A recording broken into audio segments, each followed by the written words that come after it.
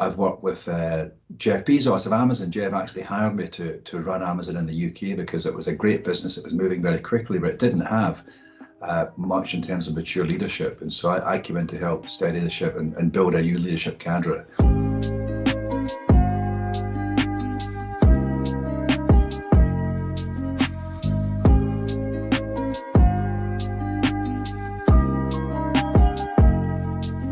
Well, I think I've certainly observed leadership and leadership behaviour and styles evolve very much from, back in the 1980s when I was a senior manager with IBM and I was in headquarters in New York and watching how those big, rigid American companies behaved then with lots of layers of management versus the more digital, nimble, faster moving companies today in this disruptive world that we live in. And I think what has happened is that behaviours and ethics have evolved over the past 20 years. So leadership now, I think, is softer, it's more inclusive. I spoke about, working from home, things like paternity, maternity leave. So the employee welfare is a much bigger part of what you think about. A company's ethical position is something that especially younger employees start to think about. Leadership today, basically, is a democracy. It's not a dictatorship. People have to want to follow you. And therefore, EQ and interpersonal skills are so much more important at all levels in a company. In terms of some of the great business leaders I've worked with, I can go back to Lou Gerstner, who is credited with saving IBM, back in the 1990s. I've worked with Michael Dell personally. He hired me to run Dell for Northern Europe for him.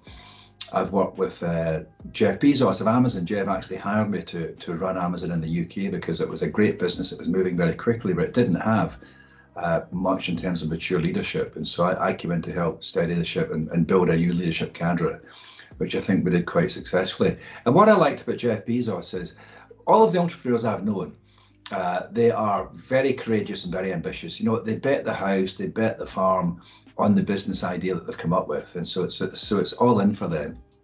They're tenacious, they're energetic, they really drive forward.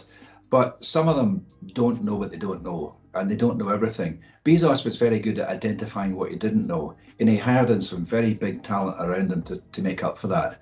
So Bezos had all of the drive, the energy of the entrepreneur, but he also filled out his team with very expensive, very, very smart people from places like, GE and other big companies. Well, in terms of leadership, people say, is it nurture or is it nature? And I think it's a bit of both. I think you can develop and you can create great leaders but by training. But I think there has to be a spark within somebody. They have to want to be a leader. I think people often overlook what a leadership quality is. They may look at somebody in a relatively junior position in the organization who doesn't seem very ambitious and think, well, they're never going to be a manager or a leader. But actually, if you spend time to get to know people working for you, you'll find that they're doing all sorts of things in their private life. They might be running an orchestra or a school troupe or a cycling group or a church group. We've got people in very ordinary levels in companies who are doing incredibly important leadership jobs in their society and in the community. So what I would say to you if you're a manager or a leader in a business is get to know your people, get to look out for those, budding leadership skills, and then you can start to nurture those, then you can start to develop them. Because what happens is there's a progression. We need managers, and managers are people who keep the organization running, that they're there about, handing out tasks and make sure they're done.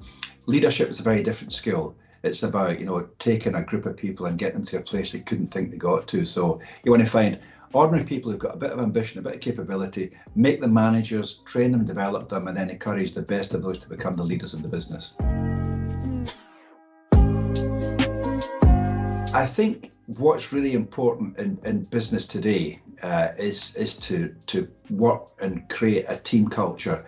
There's a couple of people I think about. There's a book by a guy called Jim Collins called Good to Great, and it's how you get a good company to become a great company. And he talks about getting the right people on the bus. You have to have the right people on the bus, and then you can build them into a great team.